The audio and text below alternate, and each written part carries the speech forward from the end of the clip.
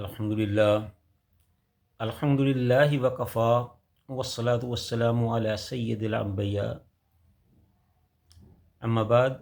اعوذ باللہ السمیع العلیم من الشیطان الرجیم بسم اللہ الرحمن الرحیم ان الابرار یشربون من کأس کان مزاجها کافورا۔ ہاں، جو اللہ کے نیک بندے ہوں گے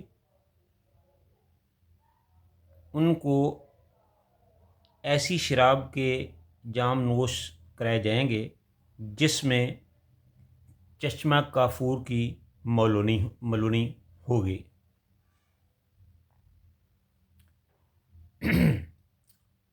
ہر قسم کی حمد و ثناء اللہ تعالیٰ کی ذات کے لیے جو سارے جہانوں کا خالق و مالک اور پروردگار ہے،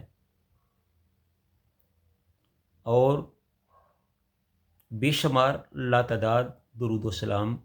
رسول اللہ صلی اللہ علیہ وآلہ وسلم کی ذات پہ، جن کو اللہ تعالیٰ نے ساری کائنات کے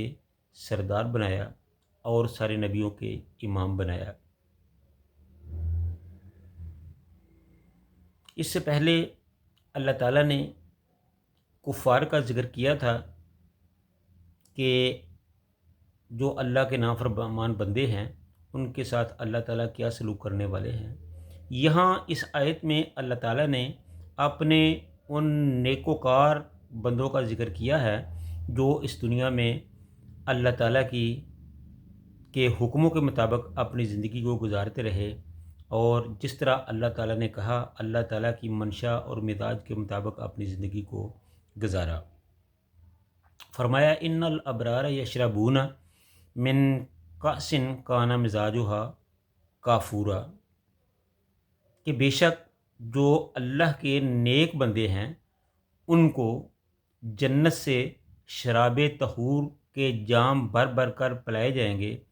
اور اس شراب میں کافور کی آمیزش ہوگی۔ مفسرین کا کہنا ہے کہ کافور جو ہے یہ جو دنیا میں کافور پایا جاتا ہے یہ نہیں ہے،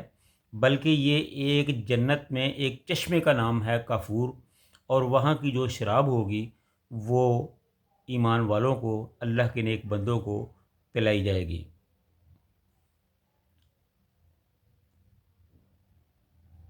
یہاں کافروں کے مقابل شاکر بندوں کے صلہ کا بیان ہوا ہے اور ان کو ابرار سے تعبیر فرمایا ہے۔ اس لفظ کی تحقیق اور اس کے محل میں گزر چکی ہے کہ بر کی اصل روح افائے عہد و ذمہ ہے،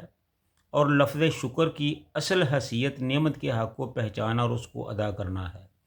ان دونوں میں واضح قدر مشترک موجود ہے۔ اللہ تعالیٰ کے جو بندے ان کی نعمتوں کا حق پہچانتے ہیں اور اس کو ادا کرتے ہیں، وہی دراصل اللہ کے وفادار، نیکوکار اور ابرار بندے ہیں۔ لفظ کاس کی جو تحقیق ہے اس میں بھی یہ ظرف اور مظروف یعنی شراب اور جام شراب دونوں میں آتا ہے۔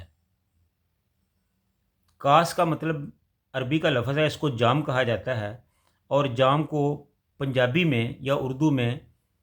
پیالہ یا گلاس کہا جاتا ہے،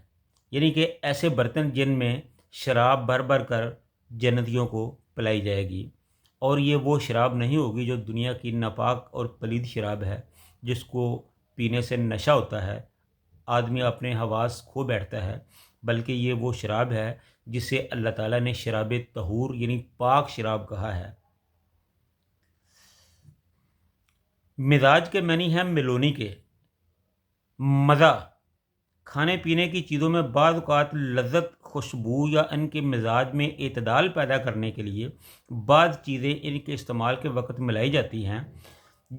تو شراب میں بھی اس طرح کی ملونیوں اور بعض دوسرے لوازم کا ذکر عرب شعراء کرتے ہیں۔ اہل جنت کی شراب میں یہ ملونی چشمہ کافور کے آب زلال کی ہوگی۔ کافور سے مراد یہاں معروف کافور نہیں ہے،